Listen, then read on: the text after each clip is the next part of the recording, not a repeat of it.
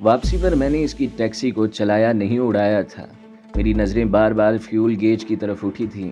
Tank کی شاید اس نے رات کو بھروا کر گاڑی بند کی تھی، لیکن اب میں جلد از جلد اس مصیبت سے چھٹکارا حاصل کرنا چاہتا تھا۔ بہت سے لوگوں نے مجھے ڈرائیور سمیت اس ٹیکسی کو اغوا کرتے دیکھا تھا، اور ابھی تک تو اس کی نمبر پلیٹ بھی وہیں تھی۔ کسی بھی لمحے کچھ بھی ممکن تھا۔ ٹیکسی ڈرائیور نے کمال مہربانی سے ایسا راستہ اپنایا تھا جس پر پولیس کی گشتی کار نے ہمیں نہیں دیکھا، ورنہ اب میں کسی اور مارکے میں الجھا ہوا ہوتا۔ ایک مناسب جگہ دیکھ کر میں نے ٹیکسی وہاں پارک کر دی۔ چابیاں اگنیشن سے نکال کر سیٹ پر رکھ دی تھی تاکہ پولیس جب اس ٹیکسی کو بازیاب کرے تو اس بیچارے ڈرائیور کو نئی چابیاں کم از کم نہ بنوانی پڑے۔ ٹیکسی سے نکل کر میں نے 3-4 سڑکیں یکے بعد دیگرے عبور کی۔ دفتروں کا وقت ہو رہا تھا، لوگوں کا ازدحام اور جا رہا تھا۔ ٹریفک کی ریل پیل شروع ہو چکی تھی، دکانیں کھل رہی تھیں، لیکن میں جانتا تھا بھی کوئی ایسا سٹور نہیں کھلا ہوگا جہاں سے میں قمیض خرید کر پہن لوں۔ قدرت نے پھر اس مشکل کا حل بھی نکال دیا۔ اس مرتبہ میں جس گنجان آباد بازار میں گھسا وہ ہمارے ہاں کے جمعہ بازار قسم کی کوئی مارکیٹ ہوگی۔ مختلف ریڈیوں پر آوازیں لگا لگا کر سامان فروخت کیا جا رہا تھا۔ ایک کونے میں سستے قسم کے ملبوسات لٹکائے بھی کچھ لوگ بیٹھے تھے۔ میں نے وہیں سے ایک درمیانے درجے کی قمیض خریدی، وہیں کھڑے ہو کر سائز چیک کرنے کے بہانے قمیض تبدیل کی، پھر پرانی قمیض کو بنڈل بنا کر بغل میں دبایا اور منہ اٹھائے ایک طرف چل دیا۔ اس مرتبہ 2-3 گلیاں عبور کرنے پر ایک بس نظر آئی جس پر قطار بنا کر لوگ سوار ہو رہے تھے۔ میں نے بھی موقع غنیمت جانا اور اس قطار میں شامل ہو گیا۔ مجھے کچھ علم نہیں تھا یہ بس کہاں سے آئی اور کہاں جا رہی ہے۔ بس ایک ہی دھن سوار تھی، جلد از جلد یہاں سے دور نکل جانے کی دھن۔ مجھ سے آگے والی سواری نے جہاں کا ٹکٹ لیا تھا وہیں کا ٹکٹ میں نے بھی خرید لیا۔ قریباً 15 منٹ کے سفر کے بعد جب وہ سواری اترنے لگی تو میں بھی نیچے اتر آیا۔ یہ کوئی بڑی مارکیٹ تھی۔ مارکیٹ کے کونے میں کھانے پینے کی کئی دکانیں سجی تھیں۔ ایک درمیانے سے ریسٹورنٹ میں بیٹھ کر میں نے ہلکا پھلکا ناشتہ کیا۔ چائے پی کر اب میں خود کو قدرے تازہ دم محسوس کر رہا تھا۔ کلائی پر بندی گھڑی دیکھی تو ہمارے ملاپ یعنی پی ایم کا وقت نزدیک آ رہا تھا۔ اب مجھے کسی نزدیکی ٹیلی فون بوتھ سے ایک نمبر ڈائل کرنا تھا۔ اس پیشے میں کسی بھی ایجنٹ پر سب سے نازک گھڑی یہی ہوتی ہے جب اسے اپنے کسی دوسرے ساتھی سے ملاپ کرنا ہوتا ہے۔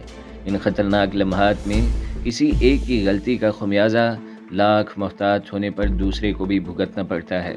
اس سے پہلے میں مقامی دوستوں کے دھوکے میں ریکھا کے ساتھ سفر کے خطرناک مرحلے سے گزر چکا تھا اور بخوبی جانتا تھا کہ زندگی کسی کو بار بار سنبھلنے کا موقع نہیں دیا کرتی۔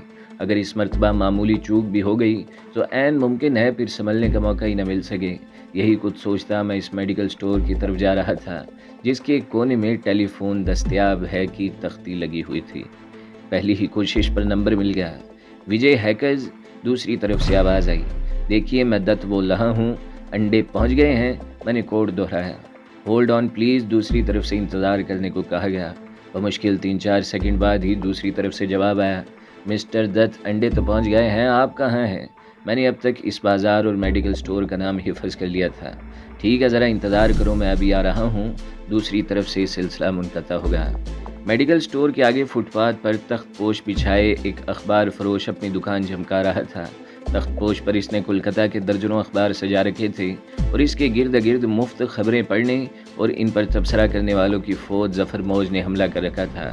ہندی کا ایک اخبار خرید کر جس کا نام ہی بمشکل پڑھ سکا، وہیں ایک کونے میں کھڑے ہو کر میں نے غرق مطالعہ نظر آنے کی کوشش کی۔ میرے کھڑے ہونے کا کچھ ایسا انداز تھا کہ سڑک پر کسی بھی طرف سے آنے والے کو بخوبی دکھائی دے سکوں۔ بمشکل 10 منٹ ہی گزرے تھے جب نزدیک ہی ایک کار پارک ہوئی جس سے میں نے مسٹر ناگرک کو برآمد ہوتے دیکھا۔ میرے نزدیک وہ اس طرح چلتے ہوئے آئے تھے جیسے مجھے پہچاننے کی کوشش کر رہے ہوں، پھر اچانک ہیلو کا نعرہ لگا کر مجھ سے بغل گیر ہو گئے۔ میں نے بھی کچھ کم گرم جوشی کا مظاہرہ نہیں کیا تھا۔ کیسی رہی؟ میں نے کار میں بیٹھتے ہی بے چینی سے پوچھا۔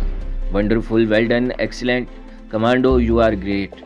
وہ جوشی جذبات سے محبت میں میری تعریف میں زمین آسمان کے کلابے ملا رہے تھے اور میں شرم کے مارے زمین میں گڑا جا رہا تھا۔ بھائی سچی بات ہے، یہ مار دھاڑ ہم سے تو ہونے سے رہی، انہوں نے ہنستے ہوئے کہا۔ میں جواب سن کر صرف مسکرا کر رہ گیا۔ ہمیں افسوس ہے کہ تم ریکھا کے ہتھے چڑھ گئے، بس اندازے کی غلطی ہو گئی۔ بہت فکر تھی مجھے، خدا کا شکر ہے، ورنہ بہت شرمندگی اٹھانی پڑتی۔ چلو اس سے بھی نجات ملی، یہ کمبخت ہمارے لیے خواہ کی مصیبت بنی ہوئی تھی۔ مطلب؟ میں نے حیرانی سے پوچھا۔ ماری گئی، پولیس نے مار دیا۔ وہ وحشیانہ انداز میں ان پر فائرنگ کر رہی تھی۔ شاید احساس ناکامی نے اسے پاگل کر دیا تھا۔ 2 گولیاں لگی ہیں انسپیکٹر کو۔ مجبوراً انہیں جوابی گولی چلانا پڑی اور وہ ماری گئی۔ انہوں نے مجھے ساری کہانی سنا دی۔ مجھے حیرت تھی، ان لوگوں کو آج رات کے واقعات کا علم بھی ہو گیا۔ کتنے باخبر لوگ تھے یہ، اپنے کام میں ماہر۔ افسوس ہمارے ایک ساتھی کی نالائکی کی وجہ سے تمہیں یہ سب کچھ بھگتنا پڑا۔ بہرحال میں نے جواب میں گہری سانس لی۔ ہمارے سفر کا اختتام ایک ماڈرن آبادی میں ہوا۔ ایک بنگلے کے سامنے گاڑی پارک کر کے انہوں نے گھنٹی بجائی۔ گورکھے چوکیدار نے، جو شاید اندر اکیلا ہی موجود تھا، دروازہ کھول کر ان کی شکل پر نظر پڑتے ہی انہیں پرنام کیا۔ گردن کو معمولی سا خم دے کر جواب دیتے ہوئے مسٹر ناگرک دوبارہ کار میں آ گئے۔ کار انہوں نے اندر گیراج میں پارک کی اور ہم دونوں ایک شاندار ڈرائنگ روم میں پہنچ گئے۔ میرے خیال سے دوپہر تک تم آرام کرو، کیونکہ رات کو پھر شب بیداری کرنی پڑے گی اور سفر بھی شاید آرام دہ نہ ہو۔ انہوں نے ملحقہ بیڈ روم کی طرف رہنمائی کرتے ہوئے مجھے کہا۔ اوکے کہہ کر وہ بغیر کچھ کہے سنے باہر چلے گئے۔ عجیب پراسرار لوگ تھے، ان کا ہر عمل میری توقع کے خلاف تھا۔ مجھے تو امید تھی کہ وہ میری ساری کہانی سنیں گے، میں ان سے بعد کے واقعات سنوں گا، لیکن انہوں نے اس موضوع پر ایک فقرہ بھی نہیں کہا تھا اور مجھے آرام کرنے کا مشورہ دے کر چلے گئے تھے۔ بڑے ہی محتاط لوگ تھے۔ ان کے بزنس کے تقاضے کتنے عجیب تھے، انہیں بسا اوقات خود پر کتنا جبر کرنا پڑتا تھا، اپنی فطرت کے برعکس مصنوعی صورتحال پیدا کرنا اور اسے پھر مستقل برقرار رکھنا واقعی جوئے شیر لانے کے مترادف ہے۔ میں بیڈ روم میں آیا تو آرام دہ بستر پر سلیپنگ سوٹ پڑا تھا۔ اٹیچڈ باتھ روم میں غسل خانہ کرنے کے بعد خود کو ہلکا پھلکا محسوس کر رہا تھا۔ اس رات میں واقعی گھوڑے بیچ کر سویا۔ صبح بیدار ہوا تو روشن دان سے دھوپ سامنے والی دیوار پر رینگ رہی تھی۔ مجھے کسی نے جگایا نہیں تھا۔ شاید ان لوگوں کو یہی ہدایت ہوگی کہ فی الوقت مجھے آرام کرنے دیا جائے۔ عمارت میں صرف ایک ملازم موجود تھا۔ اس نے مجھے بیدار ہوتے دیکھ کر اپنا کام شروع کر دیا، اور جب میں نہا دھو کر فارغ ہوا تو مؤدب ملازم نے ناشتے کے لیے ڈرائنگ روم کی طرف میری رہنمائی کی۔ کمرے کے ایک کونے میں ٹیلی فون دھرا تھا۔ ابھی میں ناشتے سے فارغ ہوا ہی تھا جب ٹیلی فون نے اچانک ٹررانا شروع کر دیا۔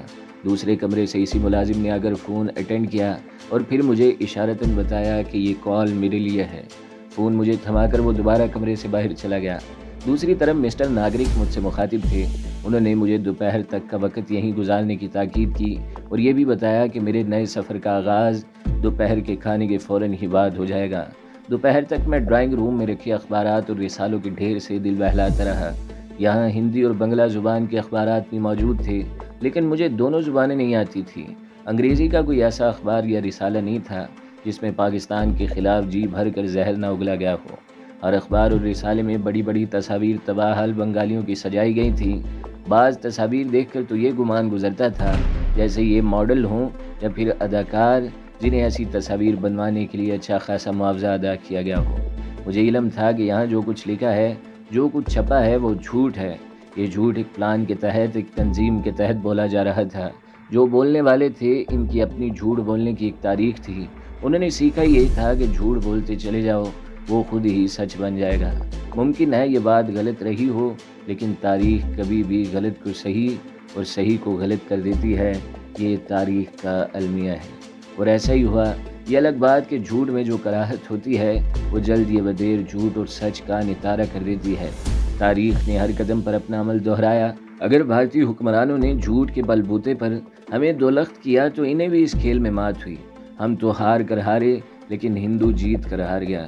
کبھی تاریخ نے اپنا تجزیہ خود کیا تو اس حساب کتاب میں منوجی کے پیروکاروں کو 0 نمبر بھی نہیں ملے گا۔ بے گناہ بنگالیوں کے خون سے چانکیہ کے چیلوں نے جو تاریخ لکھی تھی، وقت نے اسی تاریخ کو جلا کر راکھ کر دیا، اور یہ خاک بن کر اب ہندو کے منہ پر ملی جا چکی ہے۔ لٹائی کی بات الگ ہے، ورنہ ہونی سب کے سامنے ہوگی۔ ابھی اس گھناؤنے کھیل کو رچانے والی دیوی کے وہ الفاظ کہ آج میں نے نظریہ پاکستان کو بحر ہند میں ڈبو دیا، فضا میں ہی تھے جب تیتو میر شہید کے پیروکاروں کو ہوش آ گیا۔ اس کے بعد انہوں نے وہ کر دکھایا جو کسی کے وہم و گمان میں بھی نہ تھا۔ نہ تو کھیل کھیلنے والوں نے ایسا سوچا تھا، نہ ہی شطرنج کے مہروں کو یہ گمان گزرا۔ میں نے ان بظاہر مظلومیت کی جعلی تصاویروں کے پس پردہ دکھائی دیتی منافقت کا گیان ہوتے ہی اخبارات ایک طرف پھینک دیے اور ریڈیو آن کر لیا۔ پھر مجھے ریڈیو بھی بند کرنا پڑا۔ یہاں بھی وہی کچھ کہا جا رہا تھا جو ان اخبارات میں لکھوایا گیا تھا۔ میں نے ریڈیو کا سوئچ بھی آف کر دیا۔ کمرے سے باہر نکل آیا۔ میں چاہتا تھا کہ یہ منظر بدل جائے، کم از کم میں جھوٹ کی اس نگری سے باہر آ جاؤں، تازہ ہوا میں کچھ سانس لے سکوں۔ اس بنگلے کے لان سے باہر کا منظر دکھائی پڑتا تھا۔ میں نے محسوس کیا اس بنگلے کے باہر لاکھوں کی تعداد میں موجود لوگ بھی اس کریہ منظر کے سامنے کے منتظر تھے جو مکمل ہی نہیں ہو رہا تھا، جسے براہمنی ذہنیت مکمل ہی نہیں ہونے دیتی تھی۔ میری طرح یہ لاکھوں لوگ بھی نامکمل منظر بدلنے کا عذاب بھوگ رہے تھے، بیچارے لوگ۔ دوپہر کا کھانا بھی مجھے اکیلے ہی کھانا پڑا۔ ابھی تک ہم 2 آدمی ہی یہاں موجود تھے، یا پھر تیسرا وہ گورکھا چوکیدار جو باہر دروازے پر کھڑا پہرا دے رہا تھا۔ تھوڑی دیر بعد مسٹر ناگرک ایک بنگالی کے ساتھ وہاں آ گئے۔ بنگالی نے مجھ سے ہاتھ ملایا تھا، اپنا نام نہیں بتایا تھا۔ اس دھندے میں شاید آدمی کا کوئی نام رہ ہی نہیں جاتا۔ یہ بے نام لوگ ہوتے ہیں جو بسا اوقات وہ کر گزرتے ہیں جو صرف سوچا جا سکتا ہے۔ مجھے اب جانا ہوگا، تمہارا سفر شروع ہونے والا ہے، اب یہی تمہارا راہبر ہے۔ ایسا کہنا بہت عجیب لگتا ہے، لیکن ہم روایتی لوگ ہیں نا، اس لیے کہتا ہوں کہ اگر ہماری میزبانی میں کوئی کمی رہ گئی ہو تو برا مت ماننا۔ انہوں نے عجیب سے لہجے میں عجب بات کہہ دی تھی۔ بسا اوقات ہم بہت کچھ ایسا کہہ دیتے ہیں یا سن لیتے ہیں جو کہنے سننے کی امید نہیں رکھتے۔ میں اس انسان کو دل ہی دل میں خراج عقیدت پیش کیے بغیر نہ رہ سکا، جو اس قیامت کی گھڑی میں بھی مجھے مہمان اور خود کو میزبان سمجھ رہا تھا۔ میں اس کی بات کا کیا جواب دیتا، خاموش رہا۔ خاموشی کی زبان پر اسرار سہمی، لیکن ہوتی بہت سیدھی ہے، عین دل پر لگنے والی، دل میں گھر کرنے والی۔ شاید انہوں نے میرے چہرے پر اپنے لیے بچھی عقیدت میں، میری آنکھوں میں اپنے لیے بلگورے لیتے احترام میں اپنے سوال کا جواب پا لیا تھا۔ اوکے کیپٹن، خدا حافظ کہہ کر انہوں نے گرم جوشی سے میرا ہاتھ دبایا اور چل دیے۔ اس لمحے مسٹر ناگرک نے میری طرف دیکھا بھی نہیں تھا۔ میں جانتا تھا ان لمحات میں انسان کتنا کمزور ہو جاتا ہے۔ میں اس زمین کا مسافر تھا جو ان کی زمین تھی، جو ان کی پہچان تھی، جس کے لیے وہ دیار غیر میں بھیس بدل کر، بحروب بھر کر، عجیب عجیب سوانگ رچا کر اپنی زمین کی حفاظت کر رہے تھے، اپنی پہچان کو زندہ رکھنے کی جنگ میں الجھے ہوئے تھے۔ میرے بنگالی ہم سفر نے چند منٹ بعد روانگی کا سگنل دے دیا۔ ہم دونوں گھر سے باہر نکلے تو میرا حلیہ خاصا بدلا ہوا تھا۔ اگر میں زبان نہ کھولتا تو مجھ میں اور مقامی باشندوں میں کوئی تمیز باقی نہ رہتی۔ بس ایک میرا قد ذرا زیادہ لمبا تھا۔ ہم دونوں نزدیکی ریلوے اسٹیشن پر آئے تھے۔ یہاں سے ایک گاڑی سیالدہ کی طرف جا رہی تھی جس کے ذریعے ہم نے سفر کرنا تھا۔ اس درمیان ہمارے درمیان بمشکل 2 باتیں ہی ہوئی تھیں۔ شام ڈھلے ہم دونوں سیالدہ اتر گئے۔ یہاں سے ہمیں واپس سرحد عبور کرنی تھی۔ میں اس کے تعاقب میں قدرے ویران علاقے کی طرف جا رہا تھا۔ قریباً 8-10 میل کا سفر ہم نے پیدل طے کیا۔ یہ سرحد محفوظ بھی تھی اور غیر محفوظ بھی۔ محفوظ یوں کہ دونوں اطراف سے لوگوں کا آنا جانا لگا رہتا تھا، اور بھارتی سرحدی محافظ عموماً پاکستان سے آنے والوں کی حوصلہ افزائی کرتے تھے، بلکہ انہیں ہر ممکن سہولت اور کور بھی دیتے تھے۔ غیر محفوظ یوں کہ اس طرف سے واپس پاکستان جانے والوں کو گرفتار کرنے کا تکلف نہیں کیا جاتا تھا اور فوراً گولی مار دی جاتی تھی۔ میرا گائیڈ بہت منجا ہوا کھلاڑی تھا، اس کے لیے اس علاقے میں کچھ اجنبی نہیں تھا۔ میں ایک کمانڈو تھا اور اس کھیل کی اونچ نیچ جان سکتا تھا۔ مجھے اندازہ تھا کہ اس نے بہت محفوظ راستہ اپنایا ہے۔ رات اپنی تمام تر وحشتوں کے ساتھ آسمان سے زمین پر اتر آئی تھی۔ ہمارے چاروں اور سناٹا طاری تھا، ایک پراسرار سی خاموشی، بالکل ویسی ہی خاموشی جو کسی بڑے طوفان کا پیش خیمہ ہوا کرتی ہے۔ کوئی بھی صاحب نظر دیکھ سکتا تھا کہ اس خاموشی کے پہلو میں کیا کیا عذاب زمین پر اترنے والے ہیں۔ اس اندھیرے میں چھپی بشارت کا اندازہ مجھے اس لیے بھی ہو رہا تھا کہ ہمیں مملکت خداداد کے اس خطے پر رچائے گئے اس کھیل میں چلی گئی شاطرانہ چالوں کا قدر ادراک رکھنا تھا، لیکن صرف میرا جان لینا کافی نہیں تھا۔ اس عذاب سے جن کو آگہی ضروری تھی، ان کے کبھی کان پر جوں نہیں رینگی تھی۔ ان کے لیے تو جیسے یہ سب معمول کی کارروائی تھی۔ تاریخ کا بڑا اہم سبق یہی ہے کہ وہ قوموں کو سمجھنے کا موقع تو دیتی ہے، سنبھلنے کا موقع کم ہی نصیب ہوا کرتا ہے۔ جب اہل دل چلا چلا کر آنے والے عذابوں کی بشارت دے رہے تھے تو ان کا تمسخر اڑایا گیا اور یہی کہا گیا کہ بھارت کبھی ایسی جرت نہیں کر سکتا۔ بھلا کون سوچ سکتا تھا کہ خون اور زمین کا اتنا مضبوط رشتہ اتنی جلدی ٹوٹ جائے گا، لیکن ہونی شدھ ہونی ایسا ہو کر رہا، اور یہ مضبوط رشتے روئی کے گالوں کی طرح دھنک کر رکھ دیے گئے۔ رات کے اسرار کا اپنا حسن ہوتا ہے، تب شاید میں بھی اسی حسن کا اسیر ہو رہا تھا۔ اس پر اسرار سناٹے کی زبان مجھ سے کچھ کہہ رہی تھی اور میں بڑے خشوع و خضوع سے سن رہا تھا۔ میرا ہم سفر اپنے فن میں تاج تھا، وہ مجھے بڑے محفوظ راستوں پر چلاتا بالآخر اپنی منزل پر لے آیا، جہاں پاکستان آرمی کے جوان ہمارے منتظر تھے۔ اپنوں میں لوٹ کر دلی جذبات کا کیا عالم ہوتا ہے، یہ بات صرف مشاہدے میں آ سکتی ہے، بیان نہیں کی جا سکتی۔ اس لمحے جب میں اور میرا ساتھی سرحدی علاقے کی اس پوسٹ پر ایک طرف چارپائی پر بیٹھے تھے اور وہاں موجود جوان ہماری خاطرداری کرنے میں لگے تھے، تو نہ چاہتے ہوئے بھی میں نے اس سے پوچھ لیا، تمہارا نام کیا ہے؟ پاکستان، اس نے ایک لمحہ توقف کیے بغیر بنگالی لہجے میں جواب دیا۔ میں حیرانی سے ٹکر ٹکر اس کا منہ دیکھ رہا تھا۔ ہاں صاحب، ہمارا نام بھی، کام بھی، دین بھی، دھرم بھی، گھر بار سب کچھ پاکستان ہے، تو یہی نام ٹھہرا نا ہمارا۔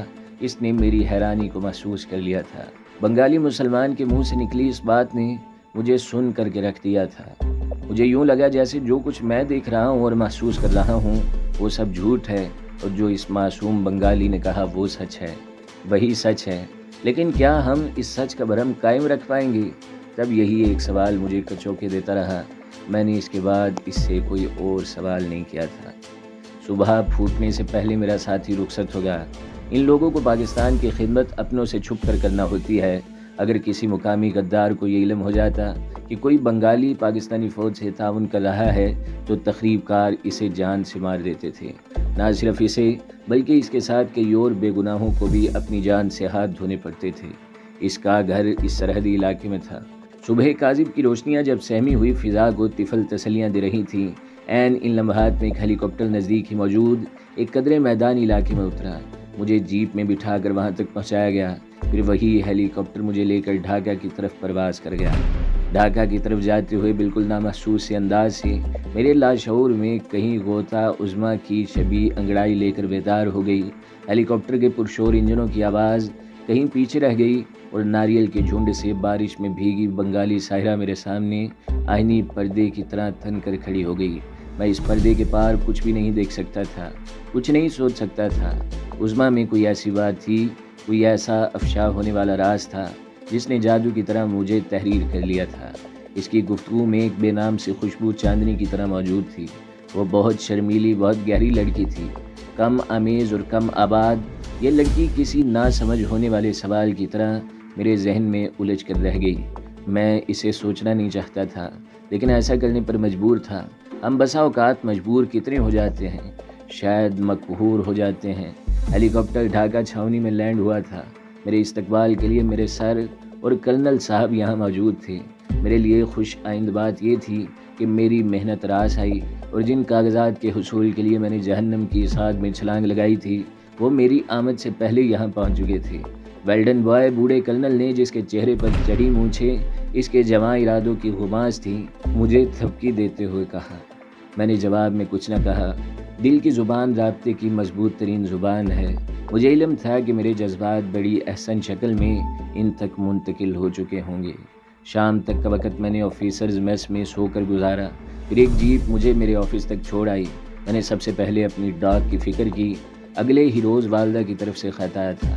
میں نے تحریر پہچانتے ہی بے چینی سے لفافہ چاک کیا۔ لفافے کے اندر موجود سفید کاغذ پھر مہربان سطریں مجھے ممتا کی آغوش میں لے جا رہی تھیں۔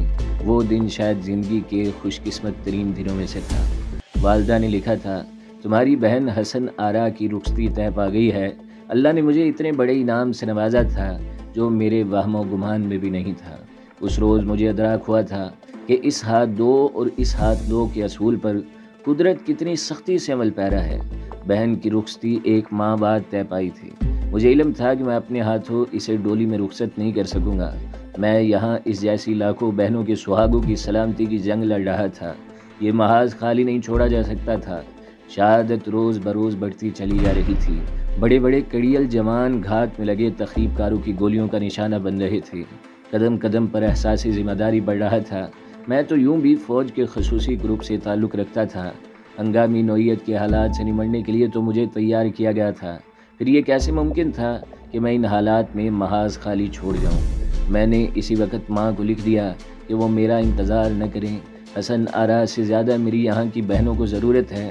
وہاں میں نہ بھی ہوا تو اسے ڈولی میں سوار کرنے والے اور بھی ہوں گے۔ یہاں ایک لمحے کی غفلت جانے کتنے سہاگنوں کو بیوہ کر دے گی، کتنے بچوں کو یتیم بنا دے گی۔ میں جانتا تھا میری ماں ایک فوجی کی بیوہ اور دوسرے فوجی کی ماں ہے۔ وہ ذہنی طور پر ہر قسم کے حالات کا مقابلہ کرنے کے لیے تیار رہتی ہے۔ وہ میرے جواب پر کفی افسوس نہیں ملے گی، بلکہ خدا کا شکر ادا کرے گی کہ اس کے بیٹے نے اپنے فرض پر کسی شے کو اہمیت نہیں دی، اپنی بہن کو بھی نہیں۔